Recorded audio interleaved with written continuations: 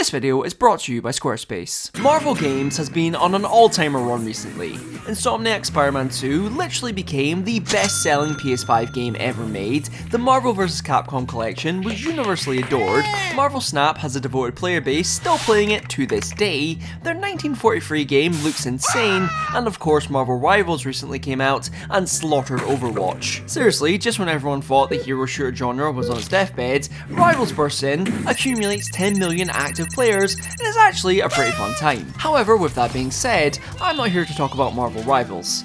Unless Marvel would like to offer me some money, then I'd definitely love to talk about the game, please give me that Marvel cash. No, rather I'm here to talk about when Marvel games weren't doing so well, still reeling off the disastrous Avengers game, and now forced to come to terms with the fact their newest project, a Guardians of the Galaxy game, has absolutely flopped. So what happened? Let's rewind all the way back to 2017. The MCU is going strong. Phase 3 is in full effect with Spider-Man Homecoming and the second Guardians of the Galaxy film coming out, both receiving universal praise and more importantly making Marvel even more money. Now with all this extra revenue, what do you think Marvel would spend it on? Perhaps paying the CGI artists more? Maybe adding another zero to Robert Downey Jr.'s paycheck? Or how about they try something new and venture into the world of gaming? I mean, they've already taken over the film industry with the MCU, so obviously venturing into the world of video games was a guaranteed way to print money. Like, how hard can it be to get the average gamer to play a game with Iron Man in it? Come on, just look at these guys, they'll play anything. Thus, in 2017, Marvel gifted us with a teaser trailer for a brand new game, dubbed the Avengers Project. Interesting. Now obviously Marvel had a huge back catalogue of games at this point, mostly consisting of movie tie-ins, some of which being really good that still hold up to this day, and the rest being shit. Interestingly enough, the last time we've seen any of the main Avengers in video game form was in the Phase 1 movie tie-in games, which I suppose was Marvel's sort of first attempt at making a gaming universe, but unfortunately these games were all critically annihilated for various reasons, and Marvel put the idea back into storage. Until now. The Avengers Project was Marvel's second attempt at cracking the video game market, this time capitalising on the enormous success of the MCU with a game that would centre around their most popular team, the Avengers. But who would be tasked to make this game? Well, none other than Square Enix, a company with multiple developers under their belt, responsible for franchises like Final Fantasy, Kingdom Hearts and Dragon Quest, as well as games like Life is Strange. Take that table! Yes, sir! But we'll try to ignore that one. Square Enix seemed like a perfect fit for Marvel, and as such they partnered with a publisher in a multi-year, multi-game deal that was set to establish Marvel's brand new gaming universe, all beginning with this Avengers game. Speaking of which, Marvel and Square Enix obviously had an idea of what they wanted from this title. Mainly that you'd be able to play as every Avenger, that it would feature an online multiplayer, and of course, it would be a live service game, as was the style at the time. So with the brief all nicely laid out and finalised, the project was passed over to Crystal Dynamics to begin initial development. However, this game wasn't the only project Marvel had in mind. See, while Crystal Dynamics and a few other companies were busy building a multiplayer live service Avengers game, Marvel also had an idea to make another game about a different team within the Marvel universe, this team being the Guardians of the Galaxy. Making their first appearance way back in 1969, the Guardians have been around for a very long time, but if you were to ask anyone who this team was prior to 2014, they'd be slightly confused. It wouldn't be until James Gunn's Guardians of the Galaxy movie and the subsequent sequel when the team's popularity really started to skyrocket. Both these movies were huge critical and financial successes, exploring the cosmic side of the MCU. I'm in Gävle, a city in Sweden. And introducing casual fans to characters like Drax, Rocket Raccoon, and of course, Chris Pratt. He's so cool. With that being said, by 2018 it was pretty clear that the Guardians were a very profitable team when it came to the big screen, so naturally Marvel thought it would be just as profitable to bring them to your PC. Much like the Avengers game, this Guardians of the Galaxy project was handed over to Square Enix, who this time sought out Canadian developers Eidos Montreal to bring the game to life. At the time, Eidos themselves was helping develop the aforementioned Avengers game, but had also previously worked on the 2014 Thief game along with the two most recent Deus Ex games. Hello, sir. Welcome to Palisade. May I help you? You've got 10 seconds to beat it before I add you to the list of NSF casualties. Surprisingly though, unlike the Avengers, Eidos didn't want to make a team-based co-op game, but rather a single-player experience. Which may sound a bit odd considering, you know, this is about the Guardians of the Galaxy. Like, come on, who doesn't want to play as a talking raccoon? According to the game's creative director, Jean-Francois Dugois, I've definitely butchered that pronunciation, the decision to make this a single-player game was a big discussion during early development. Eidos clearly knew they had an opportunity to create a unique game here.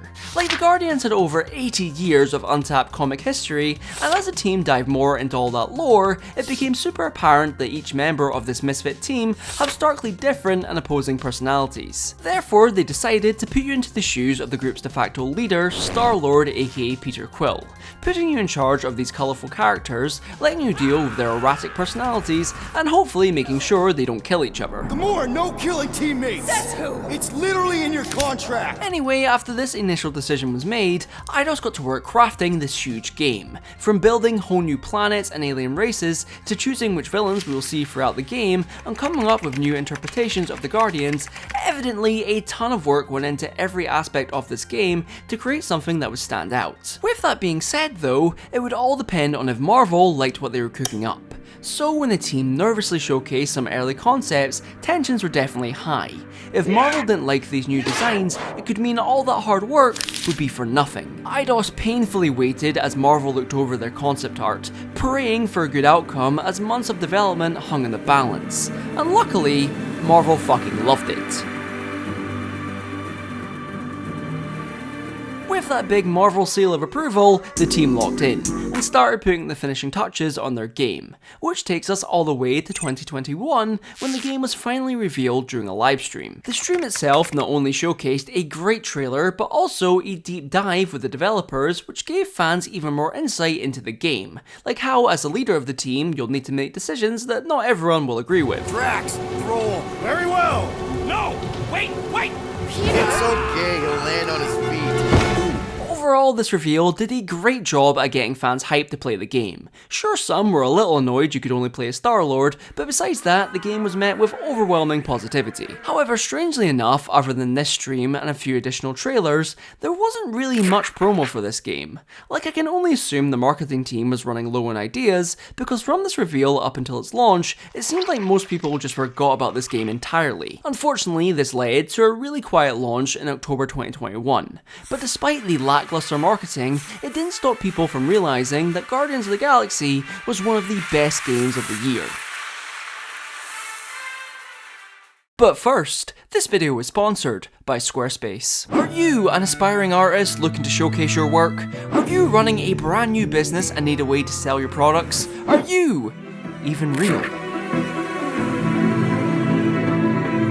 Well, my friends, look no further, because Squarespace is here to help. Squarespace is an all-in-one website and the ultimate tool for budding entrepreneurs to quickly and easily create the perfect website for them. Like, are you wanting a way to sell your custom shoes? Well, with Squarespace, you can create a website, customize its layout to put those puppies front and center, and then you can add an integrated payment option so that you can start selling that gorgeous footwear straight away. I'll have 6 please. Squarespace has multiple other features just like that, which can help you create the website you need. From using their Blueprint AI to help build your own personal site, to offering an extensive array of pre-built layouts, Squarespace gives you all the tools you'll need to build the right kind of site for you. Just go to squarespace.com right now for a free trial, and once your website's ready to launch, click my link in the description or go to squarespace.com/AlexWebb to get 10% off your website or domain purchase. Now go forth, my friends, into the world of Squarespace.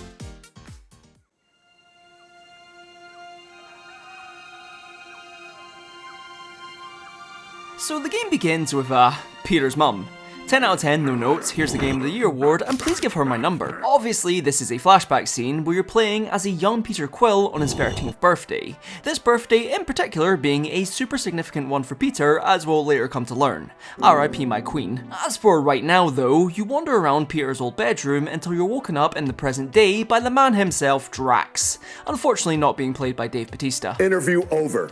Get out of my office. From this point, you get a chance to meet the rest of the Guardians, and during my first playthrough, it became really apparent to me here that while Eidos has evidently taken a huge amount of influence from both the comics and the movies, the game still manages to feel distinct and not just like a copy of the MCU. This becomes even more clear the further you get through the game, but I think it's worth bringing up here before everyone starts to ask why Star-Lord doesn't look like fucking Mario. The second thing I noticed during my first hour or so was that this game looks absolutely incredible. Each planet or space station you visit throughout the game feels so alive and unique. Like, just the first level alone made me stop and open up the photo mode so I could take this masterpiece. Personally, my favourite level was one where you just get to walk around nowhere. Not because it looks pretty or anything, but because you can gamble there. Seriously though, the game looks great and there's been an insane amount of detail put into every environment. So much so that I often found myself stopping to take it all in while Peter listens to his Walkman. I should also mention that much like other comic book games, you have an extensive array of costumes to collect, all of which are given the appropriate credit to the comic runs they come from. Maybe you should write this down, Insomniac. Like for example, this Drax design is originally from 2015's Drax #1 and was written by... Oh. Now sure, the game is very pretty, but is it actually fun to play? I mean, after all, you're just playing a Star-Lord, whose only real power is, guns and 80s nostalgia. Admittedly, gameplay-wise, he doesn't seem as interesting to play as in comparison to Master Assassin Gamora, Rocket, who has every gun known to mankind, or, Dave Bautista. However, the game makes up for this by basically letting you dictate what the other Guardians do during combat, as they have a plethora of different abilities that Peter can call out on the fly, from Groot healing the entire team to Rocket busting out the most American gun I've ever seen. Peter himself isn't entirely useless during battles though, as you do have his blasters and rocket boots at your disposal, as well as his guns having elemental abilities. That's right, you heard me correctly, imagine Avatar but if he had a gun instead, and that's basically what Peter's blasters are, as throughout the game you unlock 4 different elemental powers, those being ice, electricity, wind, and fire. These blaster powers are actually ripped straight from the comics, but unfortunately didn't make it into the MCU movies, so it's nice to see them show up here and add some much needed variation to the gameplay, whether that be helping you traverse around the levels or casually freezing an alien. Realistically though, combat just comes down to you chipping away at an enemy's health bar until you can hit them with a bigger attack from another one of the Guardians. Although in saying that, you're probably supposed to plan out which Guardians you use for certain situations, whereas I, just mash my controller so that they all attack at once. You also have the special ability to call a team huddle during combat, where Peter basically hypes up the team and you all get powered up.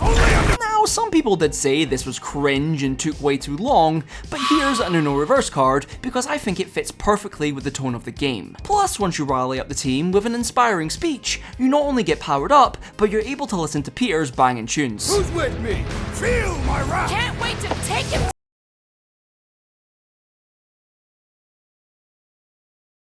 Overall, the gameplay is definitely fun, but admittedly nothing that will blow your mind.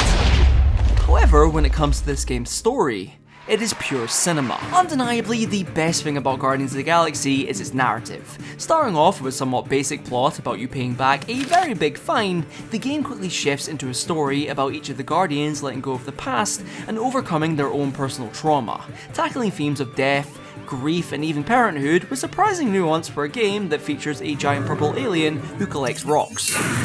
Now, I should probably mention that this isn't the first Guardians of the Galaxy game, as in 2017, Telltale released their very own Guardians game to moderate success. However, after playing both these games, I can't lie, these stories are shockingly similar, both of which being about death and trauma. Although in Telltale's game, you get a lovely, albeit brief moment with Peter's mum, and in this one, you sure? But come on, let's put down the tinfoil hats because I don't think Eidos copied them or anything. Like, Telltale's games are known for having specific dialogue options and choices unlike... Oh, wait a minute. On a real though, while these games share some similarities, I genuinely think this version of the game is unmatched when it comes to its narrative and the writing. Like seriously, the writing elevates this game so much, to the point that one of my favourite moments in this 17-hour long game wasn't a big action set piece, but rather an optional dialogue moment with Drax, where he opens up to Peter about losing his family. So that's why you come up here? Yes. Feel close to them. Speak to them. Perhaps you think that sounds foolish. No, not at all. You know, on Earth, a lot of people think that good people go to heaven and are reunited with their loved ones when they die. This heaven sounds pleasant. Yeah, it does. Peter Quill. Yeah. I hope your mother found her way to heaven. Easily for me, the best thing here is how the Guardians act around you. From the moment you press start, you feel completely immersed in this team, especially because the Guardians will not shut the fuck up and roast you at any given moment. You happy, Quill? That's it. Walk of shame. It also probably should go without saying that the cast does a great job here too, and combined with the immaculate writing, the game is legitimately hilarious in a way that doesn't feel forced. Hellbender's castle isn't even that far. That is not a castle. It is an impregnable fortress. So how do we impregnate it? Ask Peter! With all of that being said, upon release, Guardians of the Galaxy was showered with fantastic reviews, currently sitting at an 80% on Metacritic, with many saying they were blown away with just how good it was and how it massively exceeded their expectations. However, even though the game seemed to be universally beloved by both fans and critics, when it came to sales, Guardians of the Galaxy was, by all reports, a financial flop, failing to meet Square Enix's expectations. And I think we all know the reason why this happened. See, remember the Avengers game I mentioned at the start of the video?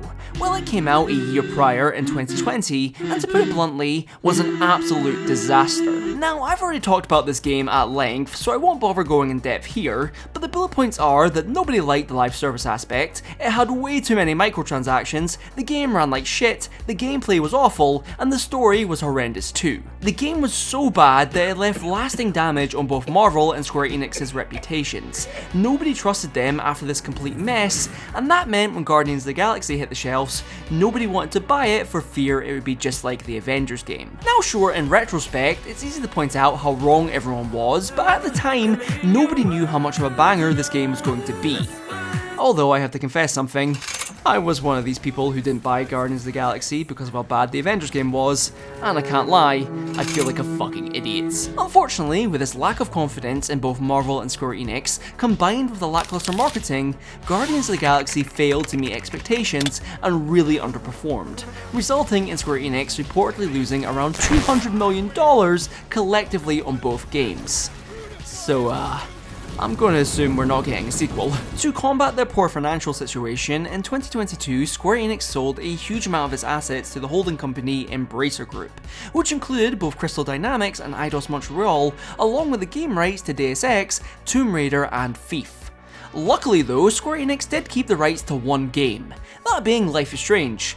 Clearly they know where it's at. You got hella cash.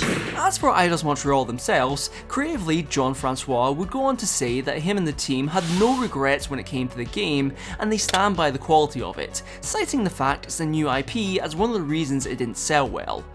It's alright, Jean, you can throw Avengers under the bus, you've earned it. There was also reports that a new Deus Ex game was in early development at Eidos, so at the very least, fans had that to look forward to.